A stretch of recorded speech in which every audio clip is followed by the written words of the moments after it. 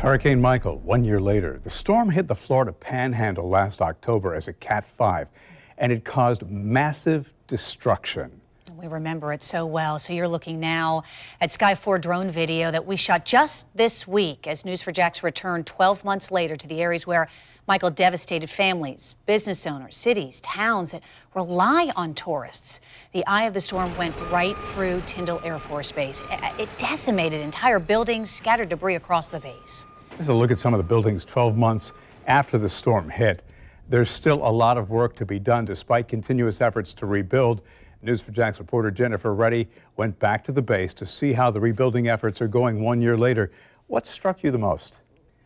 The biggest thing is the resiliency of these people that live in these communities. Everywhere you go, from the base to Mexico Beach to Panama City, they're determined to rebuild. And that's what, when you talk to them, that's the thing that sticks out to them. We talked to one of the mayors in one of the communities, and he says he didn't realize how special his town was until he saw how the people responded over this past year. So it was very special, and that's the same thing that we did here as we were in Tyndall Air Force Base as well. Almost immediately after the storm, Tyndall Air Force Base did start to rebuild.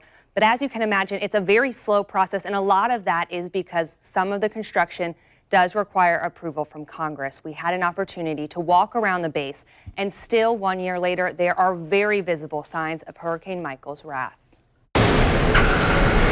Scattered debris and crumbling buildings. That's the first thing Colonel Brian Laidlaw saw when he walked outside after Hurricane Michael hit 1 year ago. Obviously, it was a lot stronger than most people, or certainly a lot stronger than we thought it was going to be. Tyndall Air Force Base was in the eye of the storm.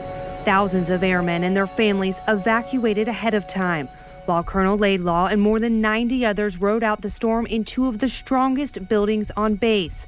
He spent hours inside this emergency management building. The loud and catastrophic wind damaged the roof during the storm. I'm very glad that we got our people out of here. We can fix planes, we can fix buildings, we can fix Air Force bases, but we can't fix people. The rare Category 5 hurricane damaged almost every building on the base. To date, there are no military family homes on base because they were all totaled, and just over a third of the dorms are back open. Several support buildings are still piles of rubble. Almost a year after the storm hit, crews are taking down one of the hangars severely damaged in the storm. This is part of building the base that they need, not the base that they had. Tyndall is repairing half of the base's facilities and tearing down the rest. Their goal is to build a base of the future with multi-purpose facilities that are more weather resistant. The Air Force estimates by the end of this year, roughly $700 million will be spent on repairs. What did you learn or take away from this past year and this experience? The state of Florida and this county in particular, Bay County, is a great place to wear the nation's uniform. This community, much like many communities across the state of Florida, are very supportive of our military, both our people as well as our mission, and that partnership was very beneficial for all of us as we look to rebuild. The colonel says it could take 5 to 7 years to completely restore the base, but with the support of the community and dedicated airmen, their mission to serve will continue for decades to come.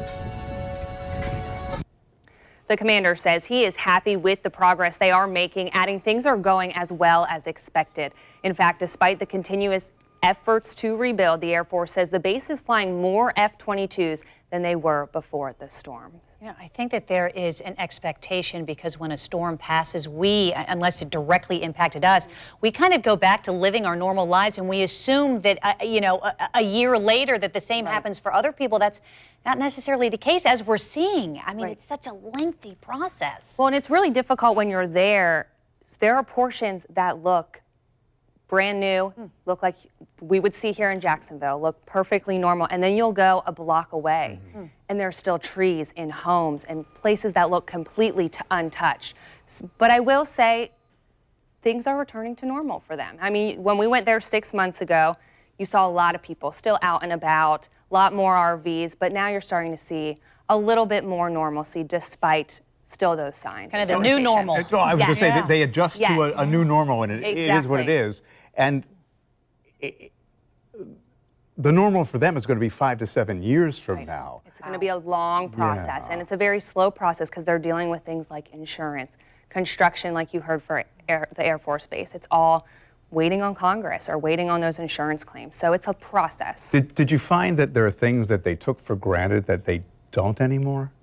You get that vibe when you speak with them. Like, a lot of them are still living in RVs, and they're like, we spoke with one couple, which you'll hear from later tonight.